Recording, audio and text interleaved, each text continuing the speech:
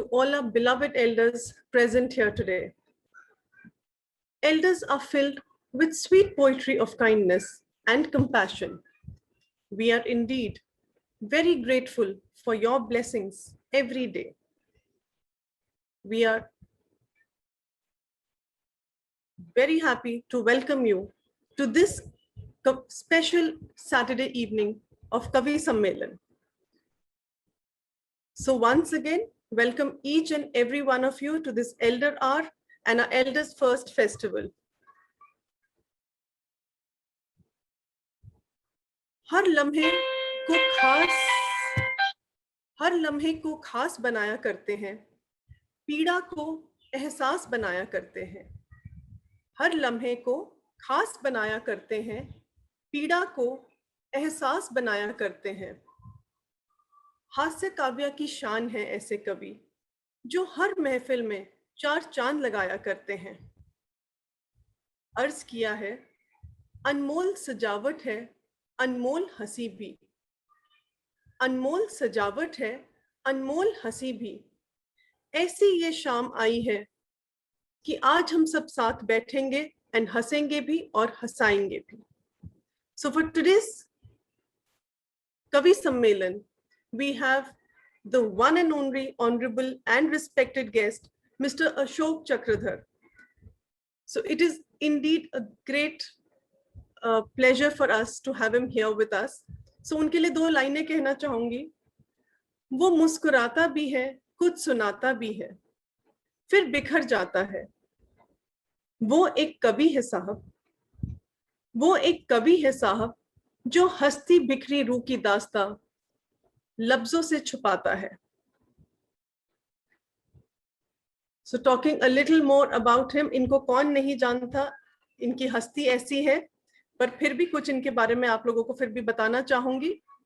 Professor Ashok Chakradhar is a renowned Hindi poet, writer, and a media personality. He has taught at the Department of Hindi at the Jamia Millia Islamia, New Delhi, for 29 years and held the post of the head of the department. He has published more than 70 books, 20 books of poems, 5 books on the literary criticism, 9 essay collections, 7 plays, 4 books for children, 17 in the field of adult education, 2 screenplays, and 2 novels. And as you all know, he has won some prestigious awards, like the government of India says Padma Shri. So, आज इतनी महान हस्ती हमारे साथ है that we are really, so privileged and honored to have him here. So कुछ और जो इनको awards मिले हैं, पद्मश्री तो सबसे आगे इसका नाम आता है, पर इनको यूपी गवर्नमेंट से यश भारती एंड विद्या भूषण सम्मान से भी सम्मानित किया गया है।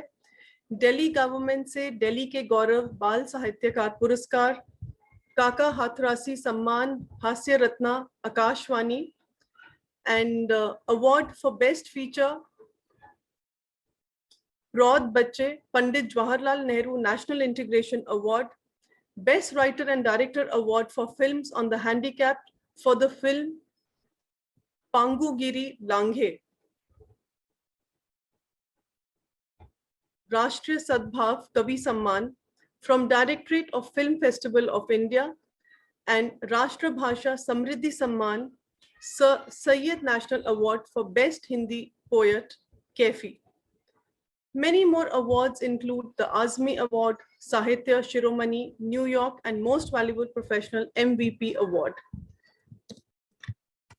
So Ashok ji, आपका बहुत बहुत स्वागत है इस मोहा के प्लेटफॉर्म पे एंड हमारे एल्डर्स फर्स्ट फेस्टिवल में। एंड हमें बहुत ज़्यादा खुशी हुई, हमारे एल्डर्स के लिए आप यहाँ पे आए हैं एंड बहुत लोगों को कवि सम्मेलन में बहुत इंटरेस्ट है एंड आपको सब लोगों ने बहुत फॉलो करा हुआ है, आपको टीवी पे अलग अलग मीडिया प्लेटफॉर्म्स पे आपको बहुत देखा है and it's indeed an honour to have you here with us. So I am not going to take much time, मैं आपकी तरफ रुख मोड़ती हूँ ताकि आप हमें ज़्यादा से ज़्यादा अच्छे कवि और ये कविताएं सुना सके और हमें एक मौका मिला है कि हम आपसे लाइव ये सब कुछ सुन सके। So over to you Ashok ji and welcome once again. मोहा के सभी मेहमानों को और वरिष्ठ नागरिकों को मेरा प्रणाम। इमोहा की आस्थाओं को प्रणाम। जिस तरह से आपने पिछले कुछ एक साल में ही अपना झंडा फहरा दिया है। मुझे आप हस्ती बता रही थी, यहाँ एक से एक बड़ी हस्ती मेरे सामने विराजमान है। मैं देख रहा था सभी को।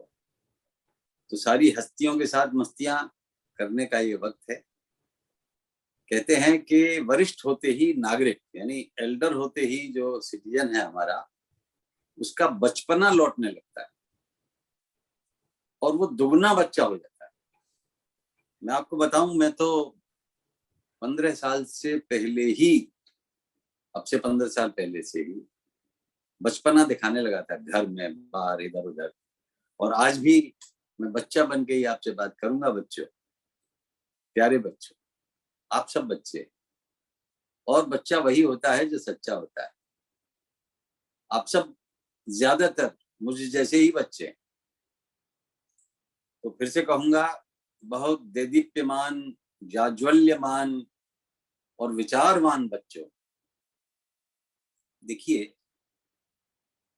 ये उम्र का जो मामला है, ये आक्रांत भयाक्रांत होने वाला नहीं।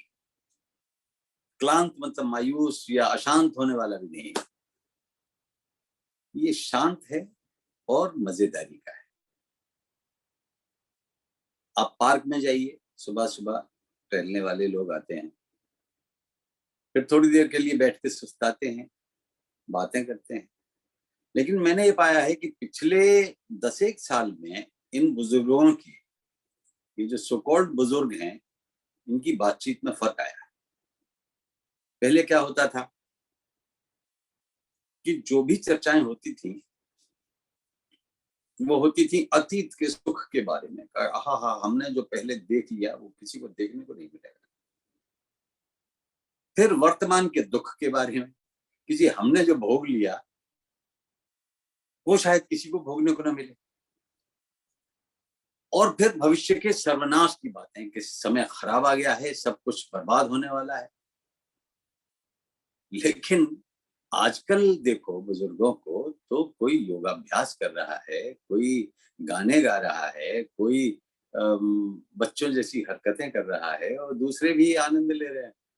तो ये जो आनंद का आदान प्रदान हुआ है इन पिछले वर्षों में, उसका झंडा इमोहा ने बहुत अच्छी तरह से थामा है। और ये एक नया हंगामा है, लेकिन बर्पा नहीं है। हंगामा है क्यों बर्पा? आगे की लाइन आप करें न करें, थोड़ी सी पिए न पिए, लेकिन ज्यादा जिए, मेरी तमन्ना ये है। पहले जो बातचीत हुआ करती थी पार्क में, जैसे 5-7 बुजुर्ग बैठे हुए हैं, तो हिंदी भी बोल रहे हैं, अंग्रेजी भी बोल रहे हैं, कुछ अच्छी हिंदी वाले हमारे दोस्त वहां बैठे रहते हैं। पहला बोला कि बुढ़ापा मरी हुई अभिलाषाओं की समाधि है। क्या भाषा है! बुढ़ापा मरी हुई अभिलाषाओं की समाधि है। धन्य है आप। दूसरा बोला, जी ये पुराने पापों का पश्चाताप है। बहुत अच्छी हिंदी है, करते रहिए पश्चाताप। तीसरे ने थोड़ी सी अच्छी बात कही कि देखिए, बुढ़ापा शरीर का उतना नहीं है जितना कि मन का है। सही बात। फिर एक और थोड़ा सा विचार तत्व बढ़ा कि देखिए, उपेक्षा से, तिरस्कार से, अपमान से और इग्नोर करने से रूठ जाते हैं। अगले 5वें ने तुक मिलाई। अपेक्षाएं, हमारी एक्सपेक्टेशंस, हमारी उम्मीदें पूरी न हो तो हम टूट जाते। अच्छा, जो छठे थे वो कुछ कविनुमा थे। उनका देखो, बंटवारा हुआ तो घर, धन, वृद्धाश्रम के खर्चे और यहां तक के कुत्ते भी बट गए, लेकिन माता पिता के लाड़ प्यार, माँ के आंसू, दूध और उसकी पीड़ा का कोई मोल न लगा सका। क्यों? क्योंकि भाई, पुरानी घिसी पिटी चीजों का कोई मोल होता है क्या? 7वें ने फिर पलटा खाया। यार, ये बुझी हुई, बुछड़ी हुई, बासी सड़ी हुई बातें मत करो, मनोबल बढ़ाओ यार। हम तुम्हारा बस, तुम हमारा बढ़ाओ। तो 8वें ने सहमति दिखाई। जी, बुढ़ापे की धारणा में बदलाव आना चाहिए और असहाय बुजुर्गों को दया की दृष्टि से हरगिज नहीं देखा जाना चाहिए। अगर कर सकते हो तो उनका अकेलापन दूर करने के लिए, उनमें जीवन के प्रति विश्वास जगाने के लिए कुछ ऐसा किया जाए कि वो सम्मान के साथ अपना जीवन व्यतीत कर सके। ये तो बात बहुत बढ़िया बोली, बढ़िया भाषा में बोली। तो मैं क्या करता था, मैं वॉक करता रहता था उनके चारों तरफ और सुनता रहता था हर एक की बातें। फिर धीरे धीरे एक तबला आ गया, फिर वहां एक ढोलक आ गई, फिर गाने वाले ने गाने गाए, ताली बजाने वाले ने ताली बजाई। लेकिन कुछ चीजें होती हैं जो बच्चे और डबल बच्चे इन दोनों के बीच में एक कम्युनिकेशन बनाती है। अब बच्चे तो सच्चे होते ही।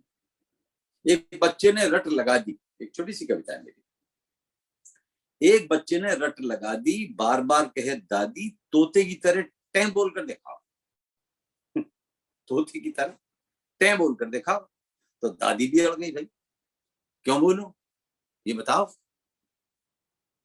तो बच्चे ने किसी तरह आखिरकार राज खोला और बड़ी ही मासूमियत से बोला कि कल रात जब मैं झूठ मूठ को सो रहा था तब पापा ने मम्मी से कहा था कि अम्मा जब टें बोलेगी ना तो खूब सारे रुपए मिलेंगे, फिर हम ये घर बेच के दूसरा नया घर ले लेंगे।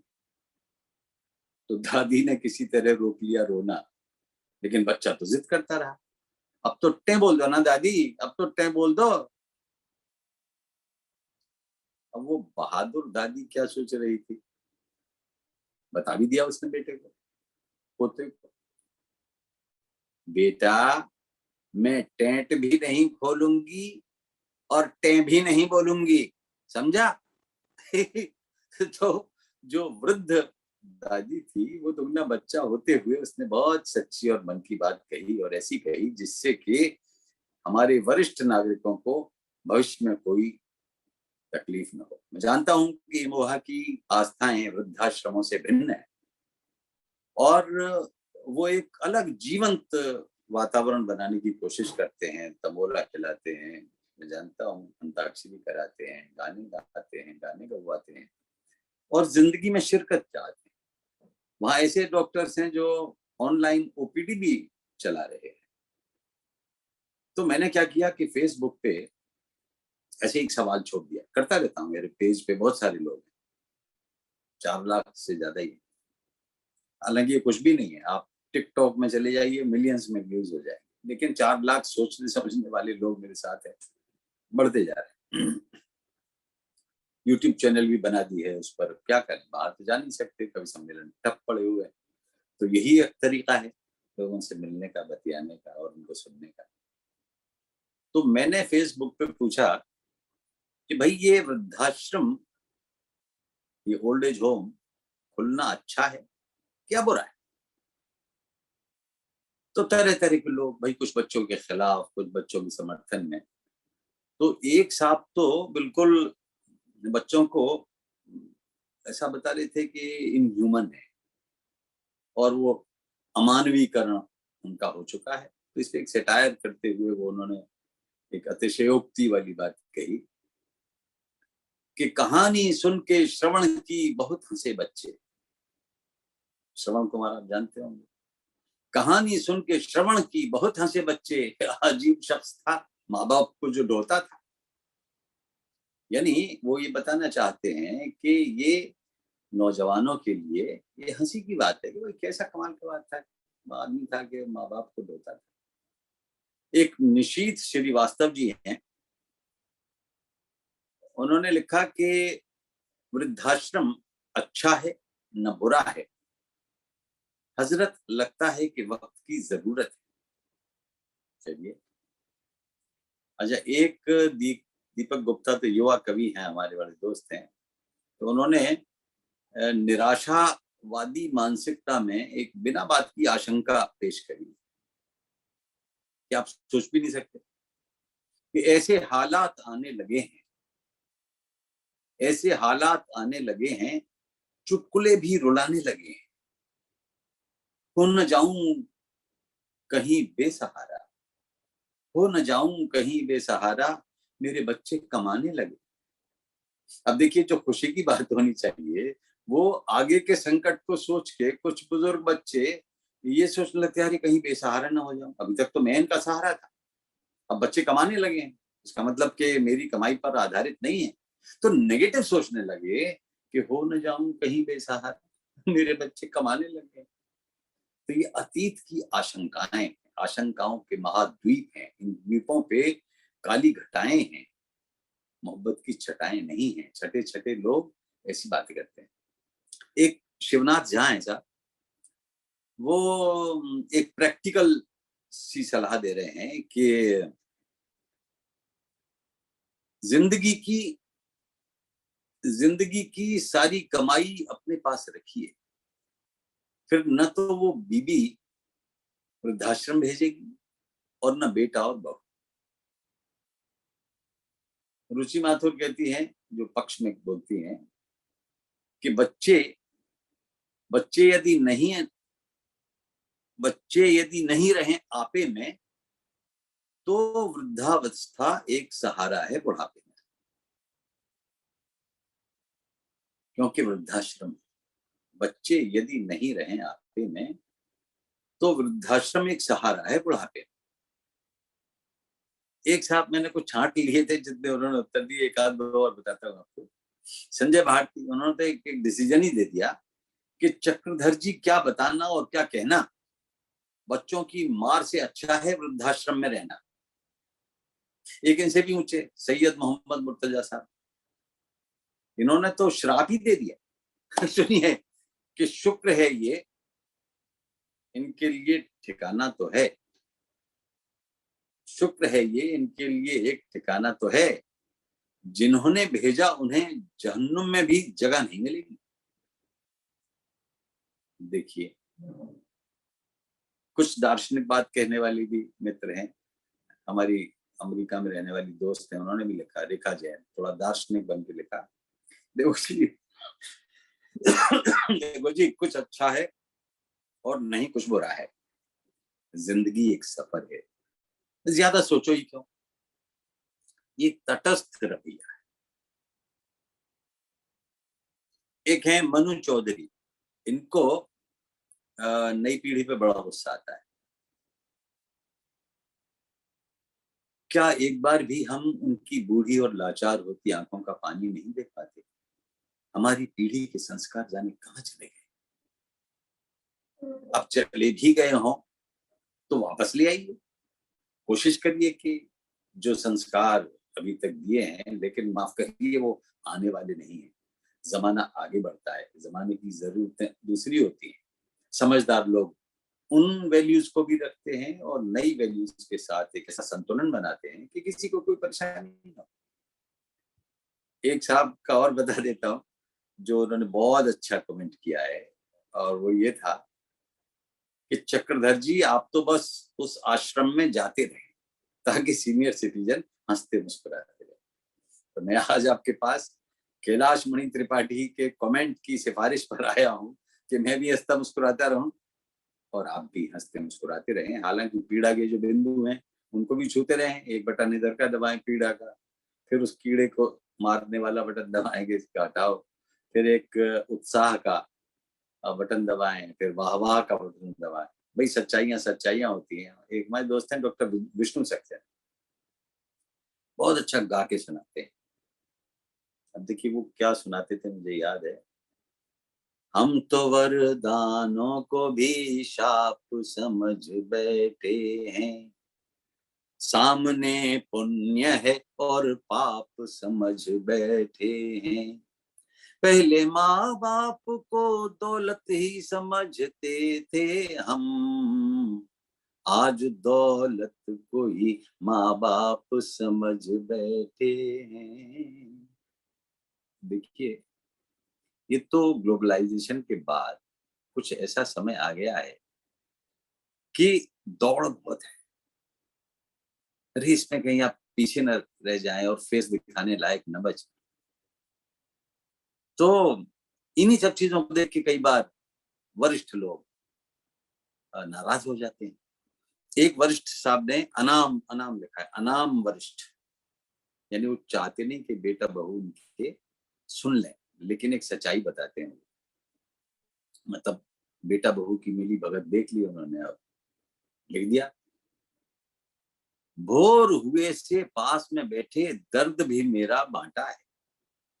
भोर हुए से, आश्चर्य की बात लगी उनको कि भोर हुए से पास में बैठे दर्द भी मेरा बांटा है, ये भी नहीं कहा ये बूढ़ा अपने घर का कांटा है। दावे से मैं कह सकता हूं आज पेंशन का है दिन, मेरी खातिर आज पुत्र ने खूब बहू को डांटा है। देखिए, बहू को डांटना भी कोई अच्छी बात नहीं है, जो कुछ करो मिलके तय करो और सोचो, लेकिन ये मत सोचो कि ये जो वरिष्ठ है यही पहले जाएगा, कोई भी जा सकता है। हमारे ससुर साहब काका हाथरसी जी कहते थे कि देखो कछु पतो ना है, पहले गल्ला जाएगा कि मल्ला। गल्ला कहते हैं घड़े को, मल्ला कहते हैं मटकी को। मटकी छोटी होती है, यानी ये कुछ पता नहीं है कि पहले मटकी फूटेगी या घड़ा फूटेगा। चलिए मैं आपको अपने जीवन के कुछ अनुभव बताता हूँ।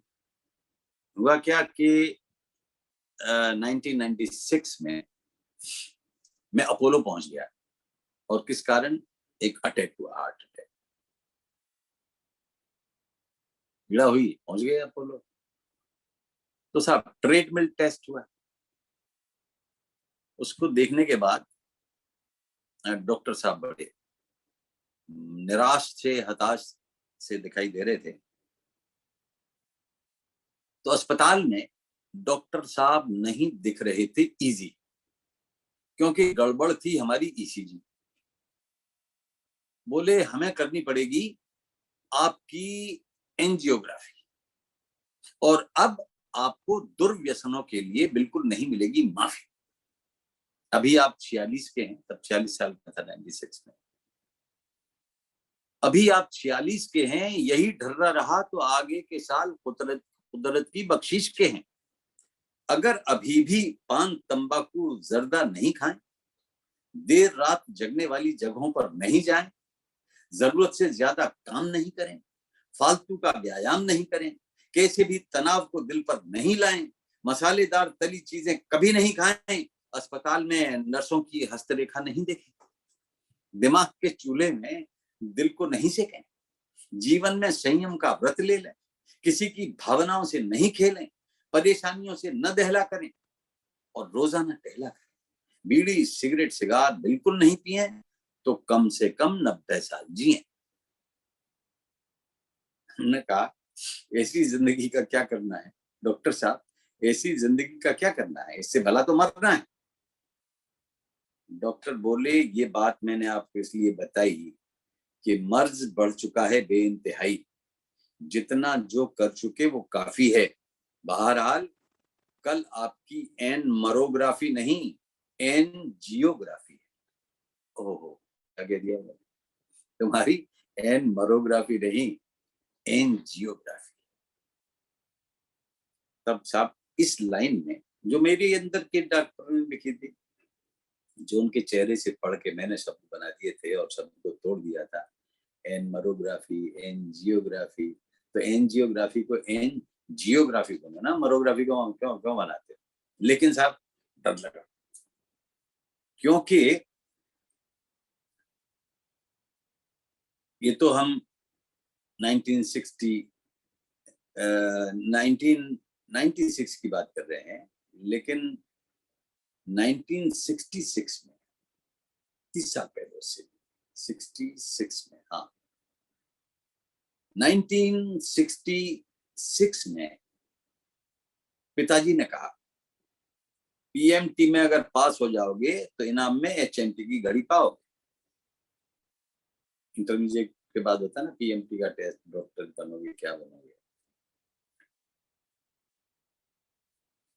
पीएमटी में अगर पास हो जाओगे तो इनाम में एचएमटी की घड़ी पाओगे। हमने पीएमटी को समझ लिया खेल, इसलिए हो गए फेल। पुरस्कार की जगह पिताजी की फटकार और हमारी आंखों में आंसुओं की लड़ी।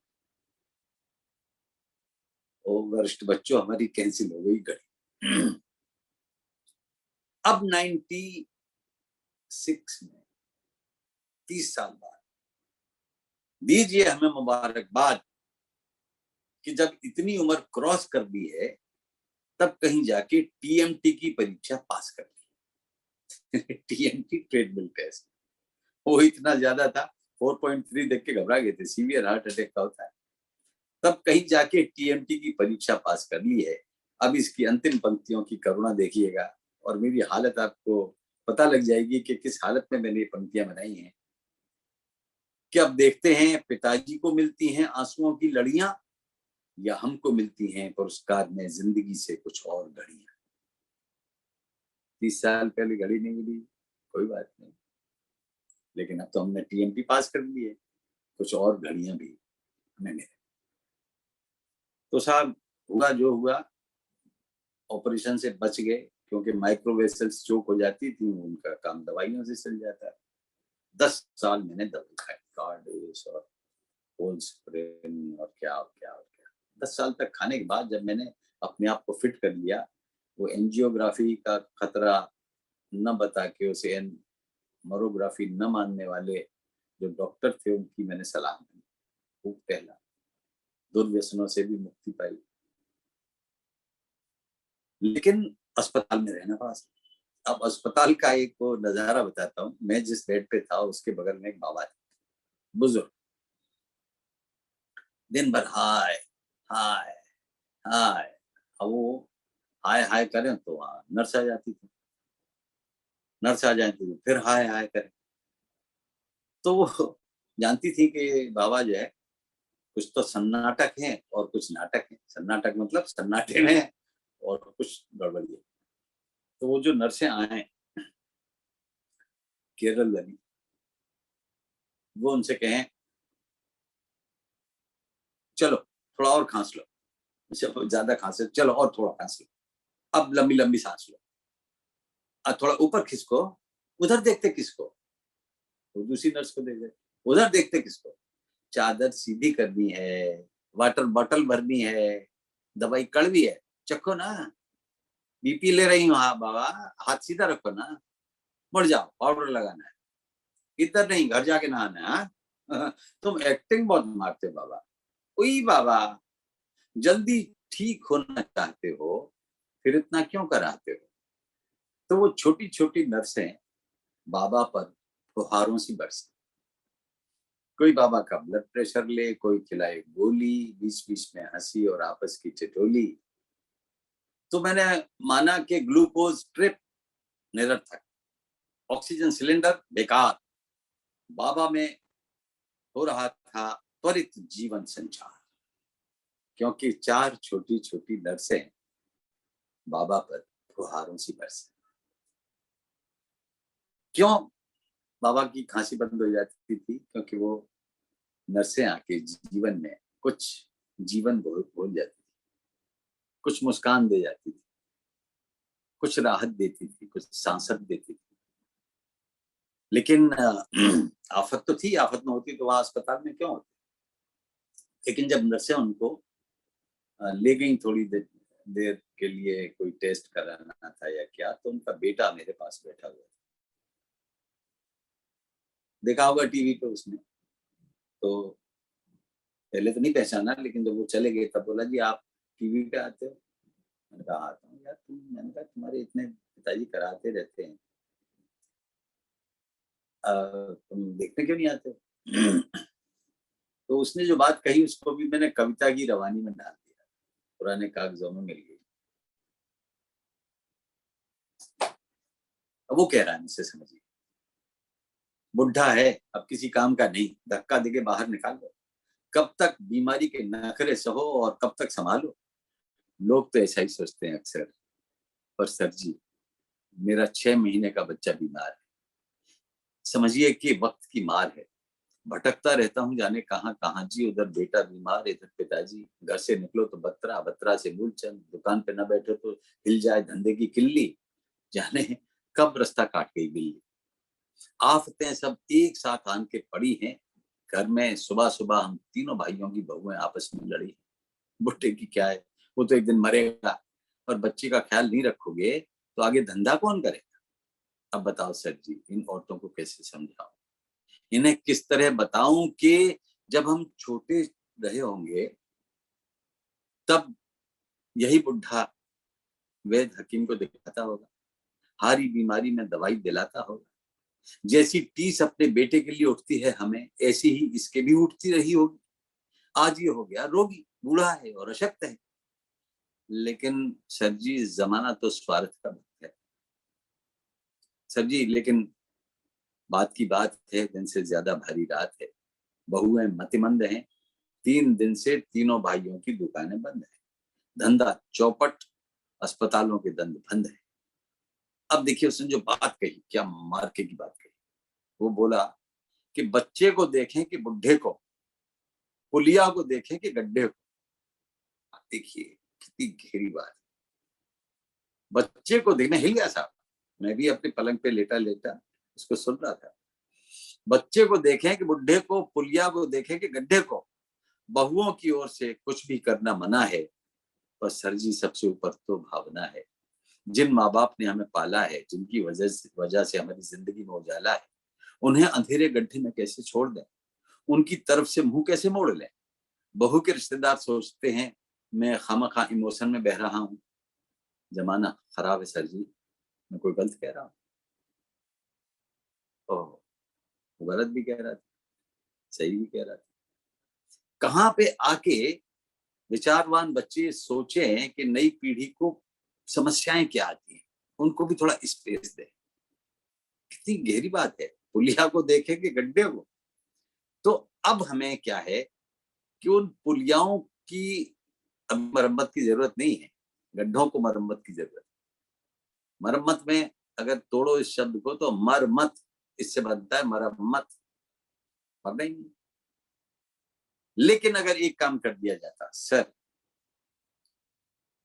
वो ये कि अलग अस्पताल में बच्चा है, अलग अस्पताल में बाबा है, अगर दोनों को एक अस्पताल में रख लेते तो दोनों एक दूसरे को ठीक कर देते।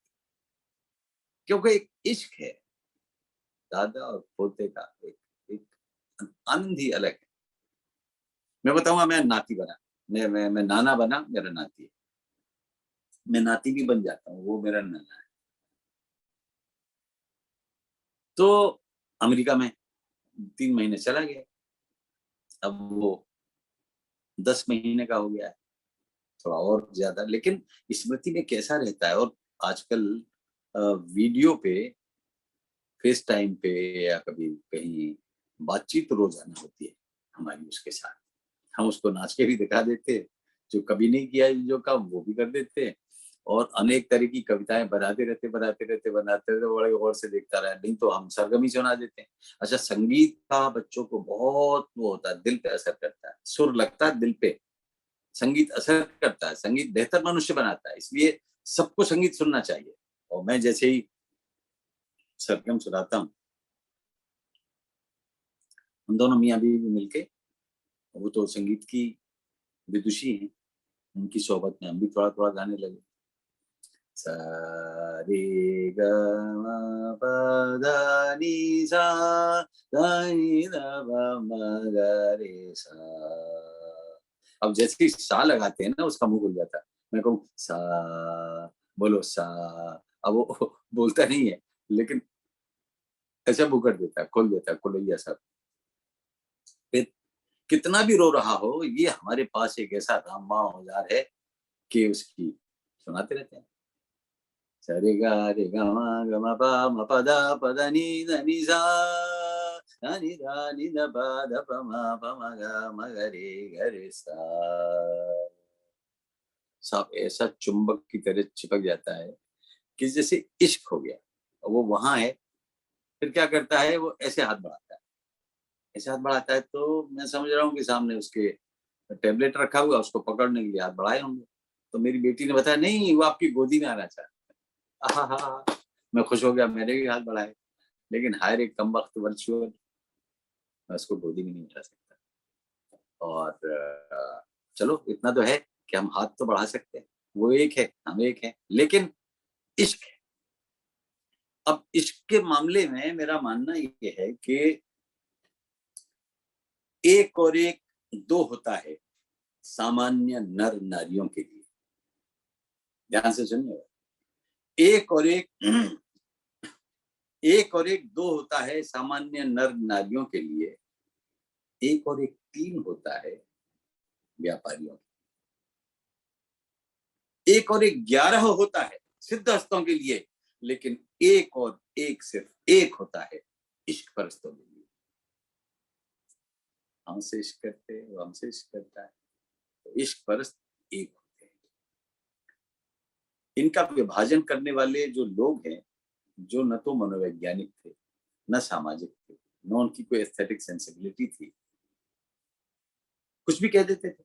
और खासकर हमारे जो उपदेश परक ग्रंथ हैं, उन्होंने तो कह दिया कि बालस्तावत क्रीडासक्तः तरुणस्तावत तरुणी रक्तः वृद्धस्तावत कोपि न शक्तः भज गोविंदम भज गोविंदम भज गोविंदम मूढ़मते। मतलब ये कि बच्चा था तो क्रीड़ा में आसक्त था, बालस्तावत क्रीडासक्तः, तरुणस्तावत तरुण हुआ तो तरुणी रक्तः, तो फिर तुम्हारा जिस्म का खेल शुरू हो गया। वृद्धस्तावत कोपि न शक्तः, वृद्धावस्था में कोई शक्ति नहीं रह गई, इसलिए भज गोविंदम भज गोविंदम भज गोविंदम मूढ़मति। तो बहुत सारे मूढ़मति गोविंद भजने लगते। अरे गोविंद भजना तो बचपन से भी भजा करो, जवानी में भी भजो, क्या बुढ़ापे के लिए रख रखा है भजनानंद? तो ये मैं से सहमत नहीं। हम बचपन में क्या थे वही हम वृद्धावस्था में भी अपने बचपन को बनाए रख सकते हैं और अपने आप को क्रीड़ासक्त रख सकते हैं, जैसा कि बच्चा रखता है। क्रीड़ा पर आसक्त, जब आप तबोला खेलते हो तो कितनी अच्छी बात है।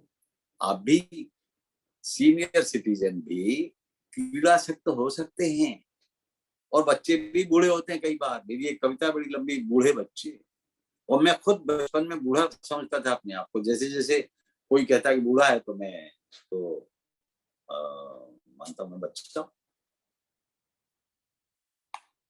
प्रेम में उनका जो संस्कृत का श्लोक जिन आचार्य ने लिखा है, कोई गलत बात भी नहीं कही, सही है।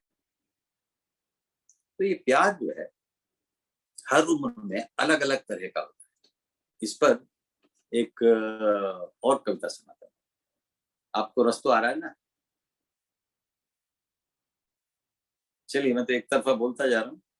अगर आप सामने बैठे होते तो कम से कम 10-20 बार तो तालियां बजवा चुका होता आपसे। ठीक है, कोई बात नहीं, मुझे सुनाई दे रहा है, मेरे अदृश्य कान सुन रहे हैं कि आप सुन रहे हैं, वही बहुत। देखिए, न कहा जाए, न रहा जाए, न सहा जाए, ऐसा रस होता है प्यार। तो जब होता है तो बस होता है, बस नहीं चलता उस पर किसी का। यही किताबों में पढ़ा और अनुभव से सीखा कि प्यार है एक क्रेज, अलग अलग एज के लिए अलग अलग फेज। जैसे 16 से, जो स्वीट 16 से मैं शुरू कर रहा हूं, जैसे 16 से 40 तक के दिन होते हैं ढुलमुल मीठी टीस के, संपूर्ण प्यार के ठोस दिन आते हैं बाद में 40 के। देखिए, मैं बड़े अनुभव की बात बता रहा हूँ, आप सब अपने अपने अतीत पे ध्यान देना, है ना। संपूर्ण प्यार के ठोस दिन आते हैं बाद में 40 के, क्योंकि 20 से 40 समझो प्यार एक जिस्म है, लेकिन उसके बाद के प्यार की तो अपनी ही किस्म है। 40 के बाद की उम्र से, 40 साल की उम्र के बाद के प्यार का मतलब है सिर्फ प्यार, मन के, आत्मा के, प्राणों के अंदर के समंदर का ज्वार, वो भी धुआंधार। देखिए, प्यार न तो किसी की सीख से होता है, न कैलेंडर में छपी तारीख से होता है। फूल पंचांग देखकर खिलता नहीं, फूल पंचांग देखकर नहीं खिलता, भंवरा मुहूर्त निकलवाकर कली से नहीं मिलता।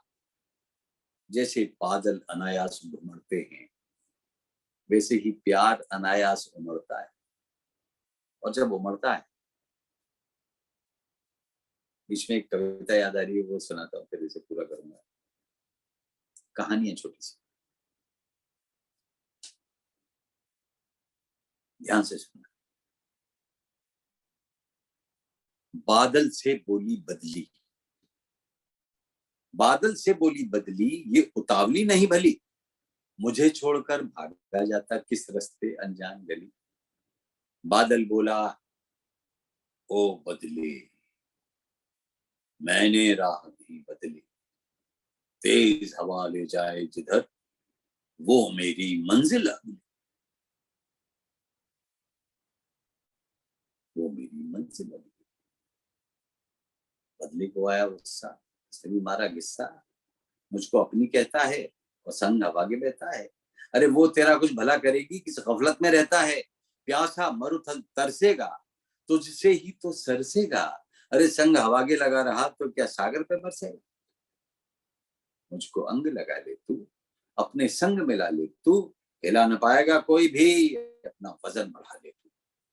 तो बदली जी को जमा गई, बात अकड़ की थमा गई, बाहें फैलाई बादल ने, तो बदली उसमें समा गई।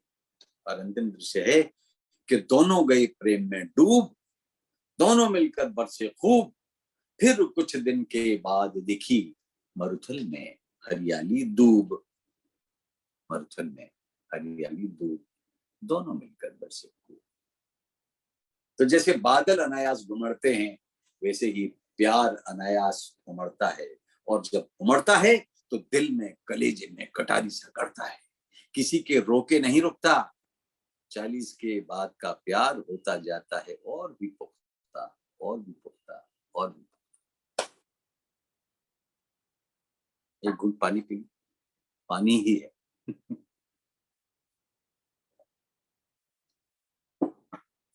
अब चलिए थोड़े से बदलाव तो आते हैं। 40 से ये प्यार कितने दिन चले, 50-55 तक तो चले, 55 के बाद भी कुछ अलग तरह की नौयत आ जाती है।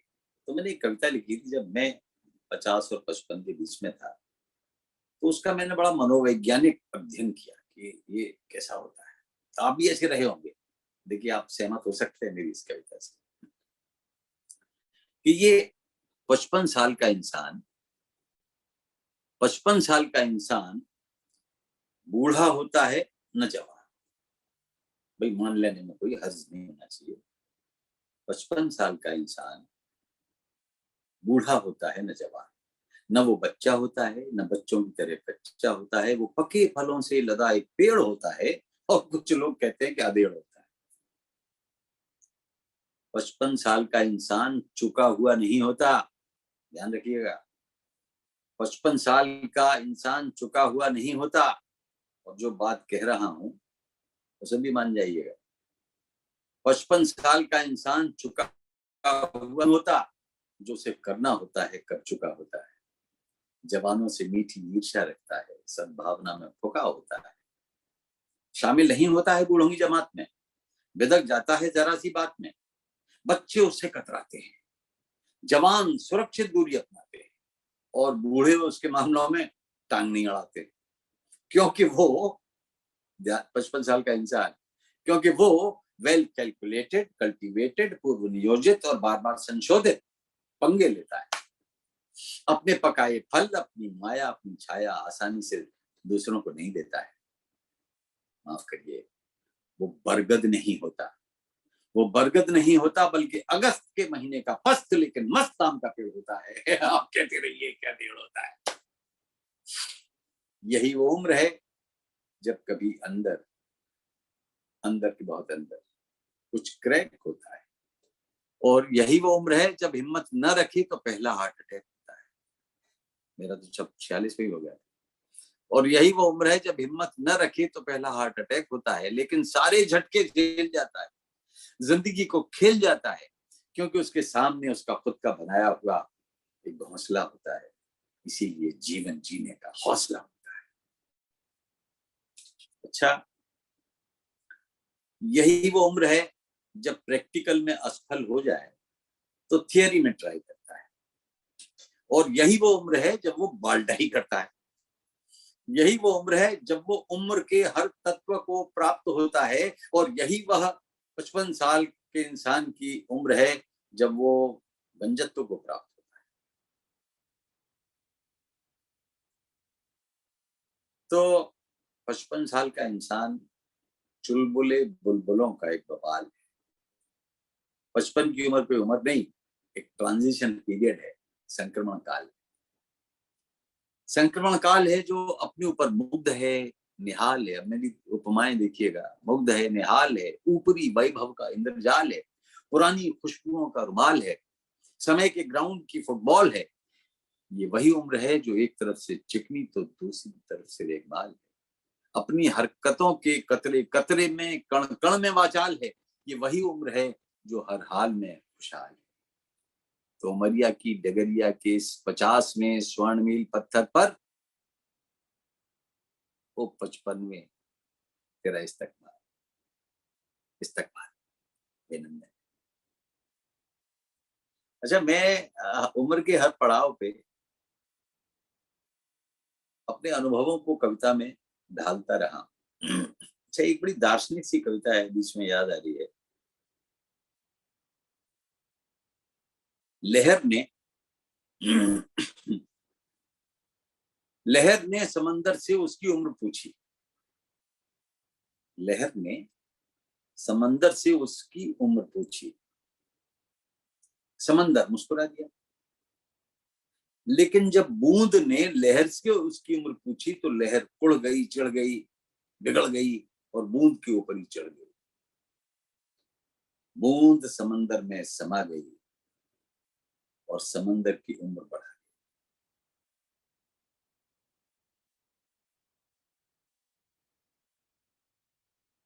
फिर दिमाग खुराफाती सोचने लगता है कि भाई लहर क्यों कुड़ गई।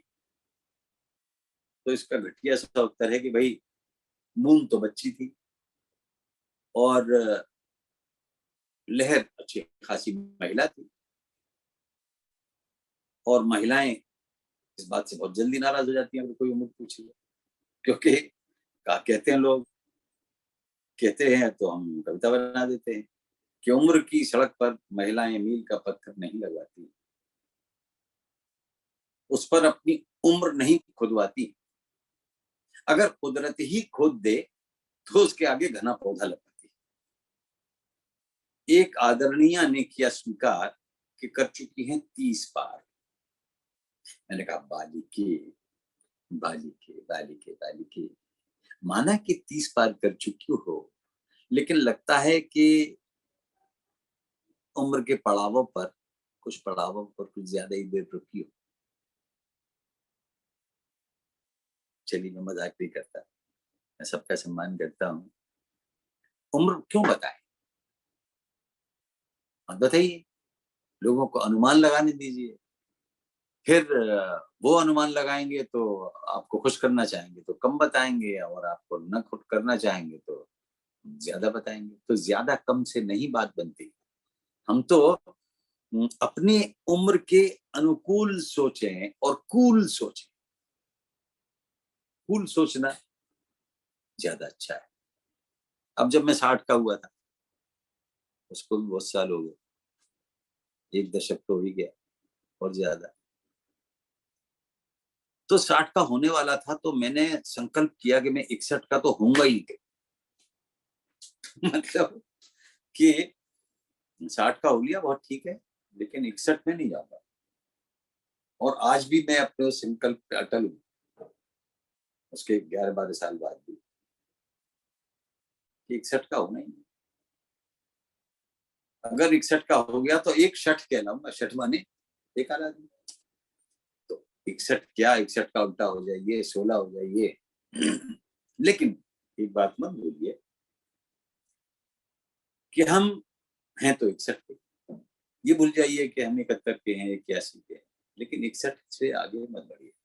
क्योंकि पहले क्या होता था कि आदमी जल्दी टाइम बोल जाता था, लेकिन दवाइयों ने और डायग्नोस करने की पद्धतियों ने बड़े से बड़े रोग को परास्त कर दिया है। एक अकेला कोरोना है अभी टकराने के लिए। ये भी समझ में नहीं आता, कुछ लोग कहते हैं कि एक वॉरफेयर है। कितना फेयर है इंसान तो वाकई परेशान है। देखिए तालियों के मुझे चिन्ह दिखाई दे रहे हैं, तो धन्यवाद। अब मैं 60 साल का जब हुआ,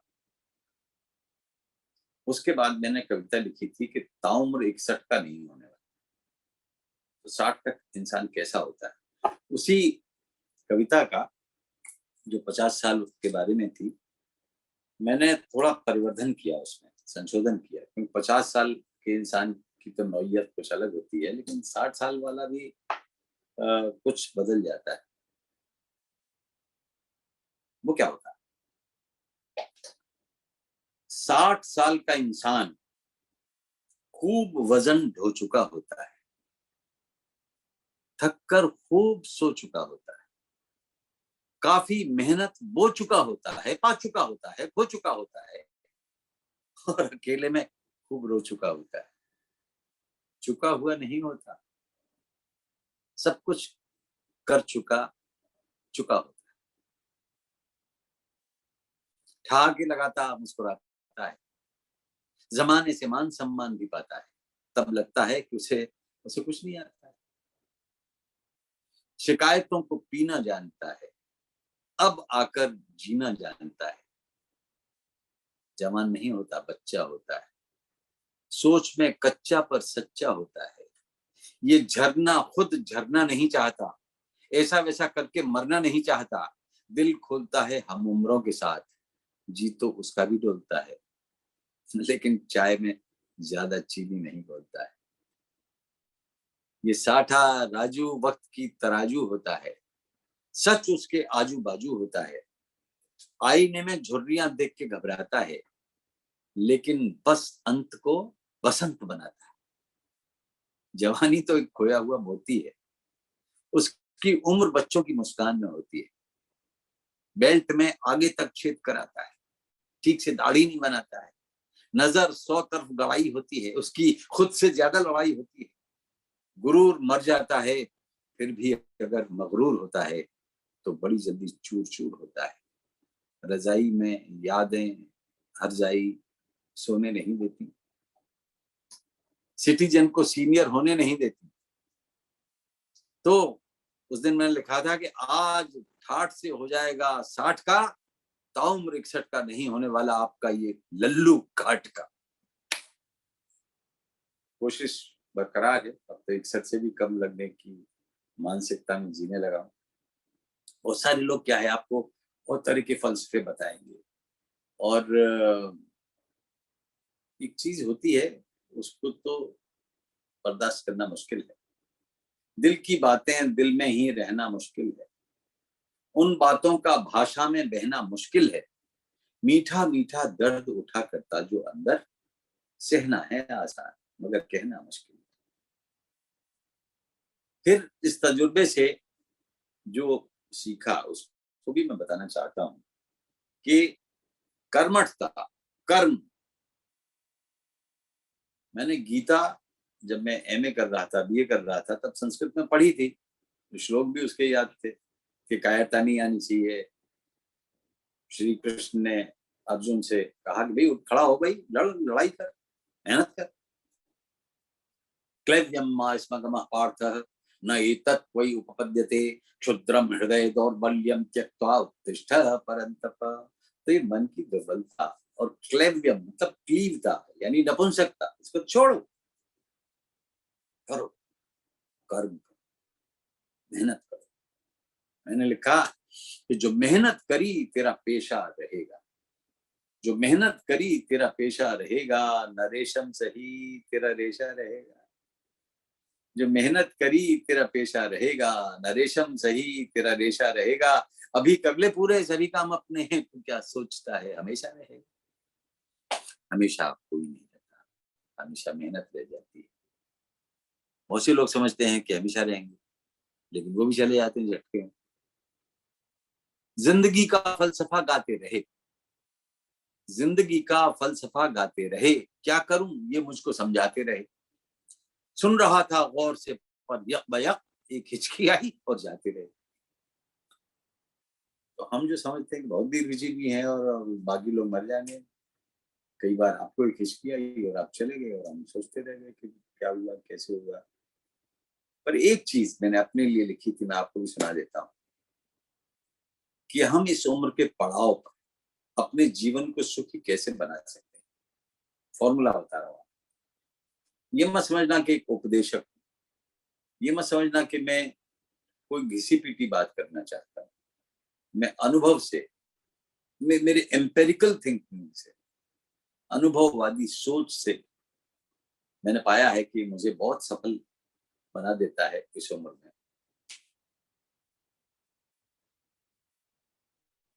मदद करना सबकी, इनायत न करना। गाना मत उसको, कृपा मत करना। मदद करना सबकी, इनायत न करना, न चाहे कोई तो हिदायत न करना। कोई हम काय को समझाने लगे थे भैया, तो चाहे कर। मदद करना सबकी, इनायत न करना, न चाहे कोई तो हिदायत न करना। और शिकायत अगर कोई रखता हो तुमसे, पलट के तुम उससे शिकायत न करना। आगे शिकायत नहीं करेगा, क्योंकि हम उसको मौका ही नहीं देंगे। ऐसी मौका न देने के लिए एक और चीज है। अंत में वो बात मैं आपको सुनाता हूँ। समय काफी हो गया है या बहुत ज्यादा हो गया है। चलिए एक कविता और सुन लीजिए, ज्यादा हो गया तो हो जाए। हम भी बैठे हैं, आप भी बैठे हैं, जूम पे झूमिए। देखिए क्या है, मैंने एक बात देखी और सोची कि जिस वक्त हम पैदा होते हैं उसी वक्त हमारी मौत भी पैदा हो जाती है। भाई जब एक नक्षत्र, एक दिन, एक वक्त पैदा हुए हैं तो हमारा भविष्य भी एक जैसा होना चाहिए, है ना। सुनो, तुम्हारे पैदा होते ही तुम्हारी मौत भी पैदा हो जाती है, ठीक उसी घड़ी, उसी मुहूर्त, उसी लग्न, उसी वक्त, तुमसे कहीं ज्यादा मजबूत और सख्त। जीवन के प्रारंभिक बिंदु से ही वो दौड़ती है तुम्हारे पीछे, कभी ऊपर आ जाती है, कभी नीचे, कभी ठीक सामने आकर मुंह फाड़ती है, बड़ी जोर से दहाड़ती है, ऐसे जैसे अभी खा जाएगी, मेहनत के बाद भोजन पा जाएगी। तुम अगर उससे डर गए तो समझो बेमौत मर गए। दांत फाड़े जब वो, तुम मुस्कुराओ, और जब वो दहाड़े तुम गुनगुनाओ। याद रखना, मौत मुस्कुराती नहीं है, कोयल की बोली में गाती नहीं है। वो तो चील गिद्ध कौओं की तरह सिर पे मंडराती है, हंसी उस कमबख्त को आती नहीं है। तुम्हारे मुस्कुराते ही 4 कदम पीछे हट जाएगी, तुम्हारे हंसते ही अपनी दुर्भावनाओं तक से नट जाएगी। लेकिन हे मनुष्यनाथ, दिन में, रात में, हमेशा एक घात में वो भी जीती है तुम्हारे साथ। याद रखना, यही बात है सबसे खास कि वो तुम्हें टच भी नहीं कर सकती जब तक हंसी का रक्षा कवच है तुम्हारे पास। शिशु होते हो तो लापरवाहियों से मारती है, बचपन में उत्साहियों से मारती है, किशोर होते हो तो जिज्ञासाओं के शोर से मारती है, जवान होते हो तो बड़ी जोर से मारती है, अधेड़ होते हो तो चिंताओं की आंधियों से तुम्हारे ऊपर पेड़ गिराती है, बूढ़े होते हो तो गर्दन पर बीमारियों की आड़ियां फिराती है। ऐसा नहीं है कि वो धोखे नहीं देती, और ऐसा भी नहीं है कि बचने के मौके नहीं देती। ये मौत बड़ी क्रूर खिलंदड़ी है, नाशक नशेड़ी है, भयानक भंगड़ी है। इसलिए तुम्हारी तलाश में जाने कहां कहां भटकती है, हाथ नहीं आते तो हाथ पांव पटकती है, एक अशांत थकान में शोर मचाती है। और याद रखना, तुम्हें तो तुम्हारी मुस्कान ही बचाती है। कभी आंख में चौनी खेलती है तुम्हारे साथ, कभी गड्ढे में ढकेलती है, बच गए तो हालात के कोल्हू में पेलती है। किसी दिन कभी वक्त के टूटे हुए कांचों पर खामखा नचाती है। पर याद रखो, तुम्हें तो तुम्हारी मुस्कान ही बचाती है। तुम जीवन में कुछ ऐसी शैली अपनाओ कि स्वयं बचते रहो, उसको नचाओ। इतना दौड़ाओ, इतना दौड़ाओ, इतना दौड़ाओ कि चूर चूर कर दो, निष्क्रिय भरपूर कर दो, उसी बुरी तरह थका दो, अपने ठहाकों से ही छका दो। तुम भी जियोगे और तुम्हारे साथ उम्र की सीढ़ी दर सीढ़ी वो भी जिएगी। बस मौका ही मत देना, वरना खून, सुकून, जुनून सब कुछ पिएगी। बूढ़ी और अशक्त होने के बावजूद वो तुम्हें नुकीले दांत दिखाएगी, लेकिन तुम्हारी बूढ़ी झुर्रियों की मुस्कान उसे कमजोर बनाएगी। कभी वो तुमसे ज्यादा सख्त थी कमबख्त, लेकिन तुम पाओगे कि हंसी के जोर से कमजोर हो गई है। मुस्कान और ठहाकों के बीहड़ रास्तों में उसकी ताकत खो गई है। ताकत खोने से वो खोखली हो जाएगी, उसके दांत बर्फ की तरह पिघल जाएंगे और वो पोपली हो जाएगी। तुम फिर भी मुस्कुराते रहे तो तुमसे बुरी तरह डर जाएगी। और देखिए, अकल्पनीय कल्पना करता हूं, तुमसे बुरी तरह डर जाएगी, तुम्हारी मौत तुम्हारे सामने ही मर जाएगी। एक ही लग्न में जन्म लेने के बावजूद वो तुमसे पहले मर गई, तुम्हारे खिलखिलाते कर्मों से डर गई, भविष्यवाणियां विफल कर गई। मैं जानता हूं कि मौत की मौत पर तुम नहीं हंसोगे, उस पर कोई व्यंग्य भी नहीं कसोगे, उसे जीवन की ओर से हाथ धन्यवाद दोगे और एक सहज स्मित, सहज मुस्कान के साथ तुम भी अपनी आंख मूंद लोगे और मन ही मन कहोगे, मन ही मन कहोगे, जीवन तू धन्य है क्योंकि हंसी जन्य है। जीवन हंसी से पैदा हुआ। जीवन तू धन्य है क्योंकि हंसी जन्य है। हंसी हंसी तू धन्य है, हंसी तू धन्य है। जीवन तू धन्य है क्योंकि हंसी जन्य है। हंसी तू धन्य है जीवन की कक्षा में, जीवन की ऑर्बिट में, क्योंकि जीवन की कक्षा में, धरती की कक्षा में, जीवन की सुरक्षा में नहीं कोई अन्य है, नहीं कोई अन्य है। हंसी तू धन्य है, जीवन तू धन्य है। जीवन तू धन्य है क्योंकि हंसी जन्य है।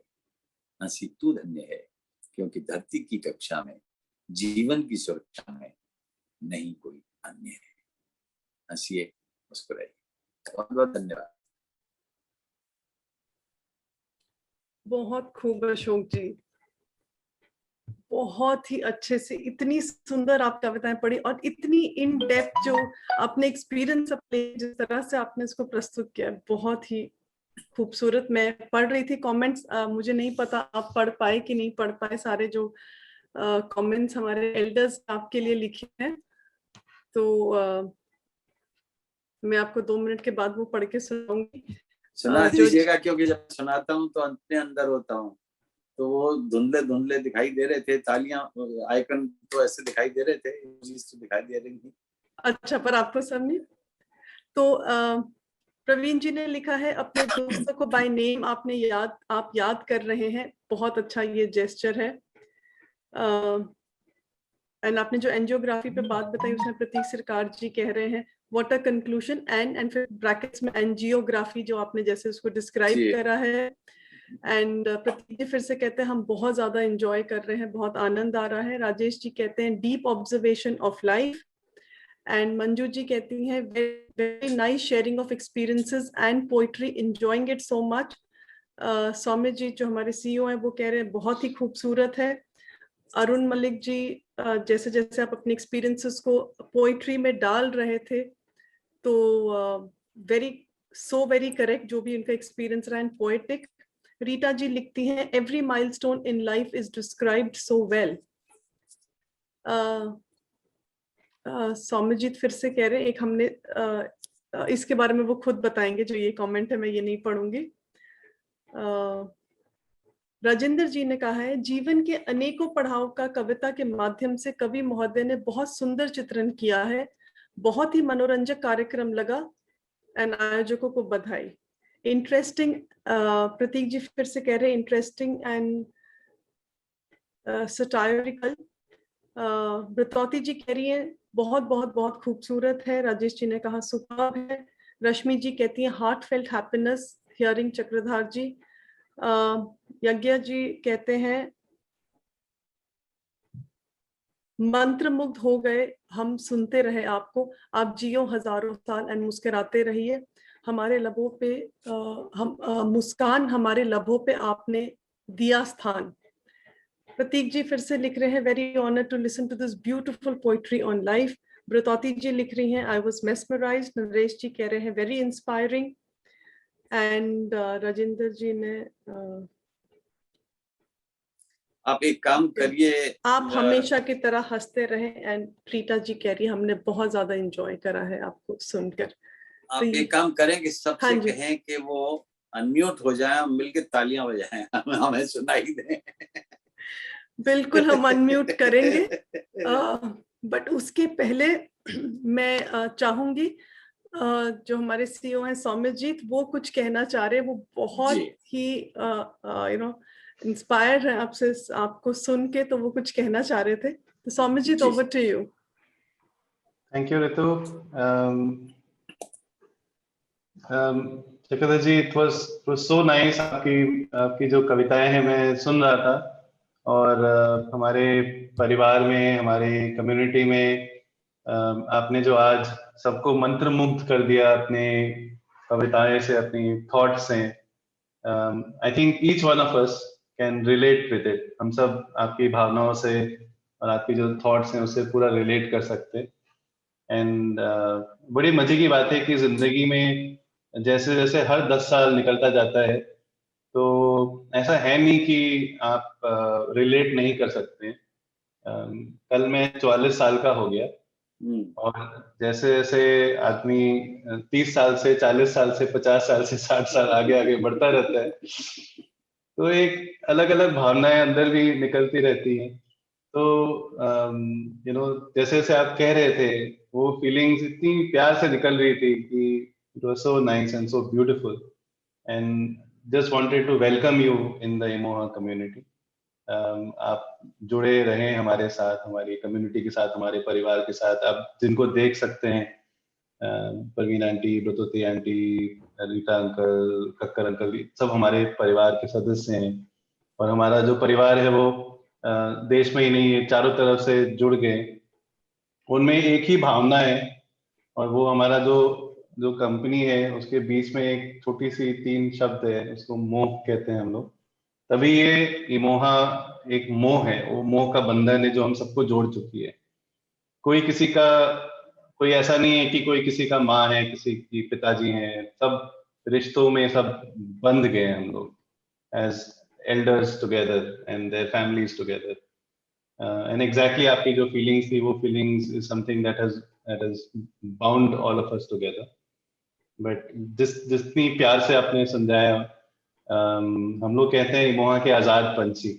It is a very important concept. हम कहते हैं कि we are all together, and our single biggest objective is to give flight to this आजाद पंछी। तो जब आपने कहा कि 60 साल के बाद 61 नहीं होने दिया जाए, ये बहुत ही प्यारी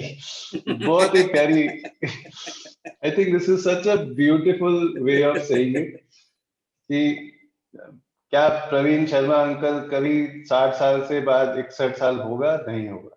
क्या रंजना आंटी 61 ईयर्स की होएंगी? नहीं होएंगी। वो 60 साल के बाद वो रह गई, उम्र रह गई। उसके बाद तो अब तो पार्टी टाइम है, अब एंजॉयमेंट की टाइम है। अब हो गया, देख लिया जिंदगी, जितना दिखना था देख लिया।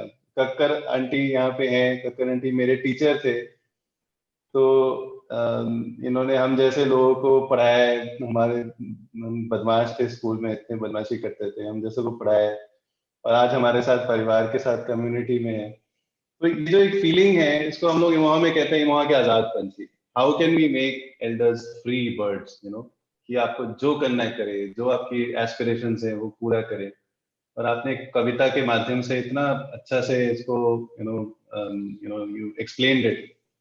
So very grateful, very grateful that you came, you spent time with all of us, and shared your feelings. So just wanted to say that you will always be part of the community. We feel very honored that you took time out and shared your feelings with us. And maybe Ritu, if you can please unmute everybody. I know. I was just waiting for you to finish. So Gaurav, if you could just unmute everyone. And in general also, whenever we have shows where we have, I know we have a restriction of the number of users beyond 100, but also you can include everybody in. Please, my dear elders, good evening everybody. Please. की गुंजाइश ये आपके लिए Thank you. Can I say something? Yes, Praveen ji, please say something. I want to tell Chakradhar ji के मैं 72 onwards इनके सारे कवि सम्मेलन मैंने देखे, सभी कवि सम्मेलनों का मैंने इनका हर प्रोग्राम देखा हूँ. I'm very die-hard fan of his poet. So nice to see you at this platform.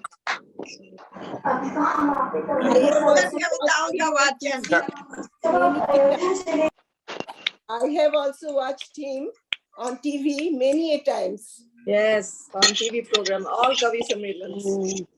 Because that पहले time उनके टीवी में आते थे, हम सारे प्रोग्राम्स देखते थे. listening all these things.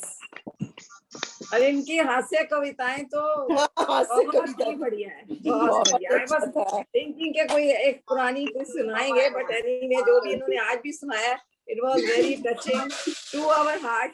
जो आज की हकीकत है इन्होंने वही बयां की है. Thank you so much. सबको धन्यवाद.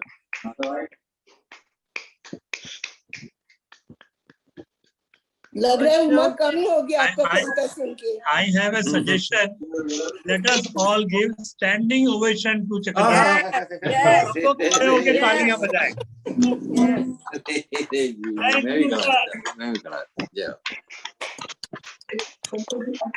दरअसल ऐसा करिए कि आप जो ओपीडी लगाते हैं, ऐसी हंसी की ओपीडी लगाइए.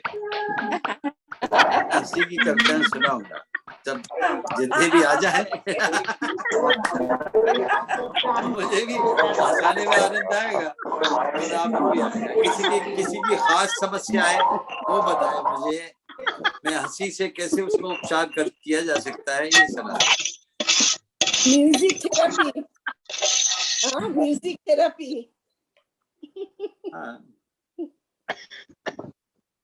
तो अशोक जी, आपने देखा कि हमारे जितने भी एल्डर्स हैं उन्होंने आज बहुत ज्यादा, क्योंकि आपने जो जो बातें कही वो इतनी डीप थी एंड आपने उनको लाइफ से जब उसको रिलेट करा है तो सबके दिल को ये बातें छू गई एंड आपने वही जो नॉर्मल बातें होती हैं उनको कविता के माध्यम से इतनी खूबसूरती से बताया है. एंड मैं देख रही थी, मतलब जब हमने एक बार पैनलिस्ट उस पे सबको डाला है कि सब लोग एक एक चीज से रिलेट कर रहे थे कि हाँ सबकी लाइफ में ये है और अब जो हो रहा है उनके साथ उसके साथ वो उस बात से बिल्कुल सहमत हो रहे थे कि हाँ आजकल की लाइफ में ऐसा ही है और जो हम सुनते हैं देखते हैं वो सब कुछ बिल्कुल ऐसा ही होता है. सो शब्दों के इत्तेफाक में आपने जो बदलाव दिया है, सो शब्दों के इत्तेफाक में यूं बदलाव करके देखा, बहुत दिनों बाद आज सबको मुस्कुराते हुए सभी को देखा. काव्य संध्या तो आती है कई बार मेरे दोस्त, काव्य संध्या तो आती है कई बार मेरे दोस्त, पर आज इस काव्य सम्मेलन संध्या में सभी को आनंद लेते हुए देखा. तो एंड जैसे आपने पूरी ही पोएम एल्डर्स, पूरा ही अपना जो आपने ये सेशन लिया पूरा ही एल्डर्स के ऊपर बेस करके करा था, तो उम्र कहती है, जैसे आपने स्टार्टिंग में कहा था कि यंगस्टर्स हैं ये, इनको हम एल्डर्स नहीं कहेंगे, ये चाहे इनकी जो भी उम्र हो गई है ये एल्डर्स नहीं, ये यंगस्टर्स ही रहेंगे दिल से और उससे. बाकी एज जैसे भी बढ़ रही, और आपने वैसे भी 60 के ऊपर एक रोक लगा दी है कि हम वैसे ही खिलते खिलाते रहेंगे और हम 61 के नहीं होंगे. तो लेडीज तो 51 की नहीं होंगी, लेडीज 61 की नहीं होंगी. तो हमारे यहाँ मैं आपको बताना चाहती हूँ, लेडीज क्या, in fact all of them here are forever young. आप कभी हमारे कोई और सेशंस में आएंगे तो ये बिल्कुल बच्चे बन जाते हैं, जैसे आपने कहा ये बच्चे वृद्ध हैं, तो ये एक्चुअली ऐसे हैं. अशोक जी यहाँ पे स्टार्टिंग कहा था उन्होंने, यहाँ पे जो ऋतु है ये इन बच्चों का प्रिंसिपल है. Yes. मैं आपको अंदर की खबर आपको बता दूं कि जो बच्चे हैं यहाँ पे, इन बच्चों का जो जो स्कूल टीचर है या हेड मिस्ट्रेस है वो ऋतु जी हैं। तो Stick is with her. The stick is with her. I keep the डंडा here, but नहीं, जो हम लोग क्योंकि रोज इनके साथ एंगेजमेंट सेशंस करते हैं, बहुत प्यारा सा एक रिलेशनशिप है जहां हम लोग रोज मस्ती भी करते हैं। तो ये एक्चुअली मैं वही बता रही थी कि जब हम इंटरैक्टिव सेशंस करते तो एक्चुअली ये सब बच्चे बन जाते हैं एंड उतनी ही मस्ती करते जो बिल्कुल हम 1 से लेकर 15 साल तक के जो हमारी उम्र होती है, जब हम बहुत खेलते लड़ते मरते सब कुछ है, वो सब कुछ यहाँ पर होता है। तो एक्चुअली यंगस्टर्स ज्यादा हैं और एल्डर्स कम है। और तो जो आपने कहा उसी के ऊपर बस 2 लाइनें कहना चाहूंगी बिफोर वी एंड। उम्र कहती है अब समझदार होया जाए। उम्र कहती है, can I just request everyone to mute please? There's a lot of noise coming in. So उम्र कहती है अब समझदार होया जाए, पर दिल कहता है कुछ नादानियां और सही। उम्र कहती है अब समझदार होया जाए, पर दिल कहता है कुछ नादानियां और सही। आती तो है हर रोज एक नई शाम, आती तो है हर रोज एक नई शाम, पर दिलों को छू जाने वाली ऐसी शाम ना कभी देखी ना सुनी। कि चल मेरे दोस्त आज एक नुमाइश की जाए, चल मेरे दोस्त आज एक नुमाइश की जाए, ऐसे काव्य शाम की सिफारिश ऊपर वाले तक की जाए। सो अशोक जी, एक्चुअली इतना सुंदर माहौल आपने बताया, इतनी सुंदर चीजें बताई कि एक्चुअली ये हमारे दिल में हमेशा हमेशा रहेंगी। So thank you so much for coming here for our elders and spending so much of this beautiful time with them. And हम चाहेंगे कि आप फिर कभी आए। एंड जैसे किसी ने कहा था कि आप हास्य कविताएं भी बहुत अच्छी करते, तो एक दिन हम उस रूप में भी आपको देखना चाहेंगे। आज आपने बहुत ही जिंदगी के व्यंग को यहाँ पे बखान किया है, बट एक दिन हम वो भी जरूर देखना चाहेंगे। सो with that, I would like to thank you for coming here and being with us. It's an honor and privilege to have you with us on this platform of Elder First Festival and our Elder Hour program. So thank you so much for joining us, and thank you so much all the ladies and gentlemen who are present here. I'm sure you had a lovely, lovely evening, and this is going to remain in your hearts for a long, long, long time to come. So now with this, we will end today's session here. And I hope that you have a lovely evening and remember all these beautiful things that Ashok ji has said to us. And now we will see you on Monday on our usual More TV sessions. And Tuesday, of course, we meet you again at 7:25 p.m. sharp for our Elder First Festival. So thank you so much, everyone, and see you all. Take care and keep smiling always.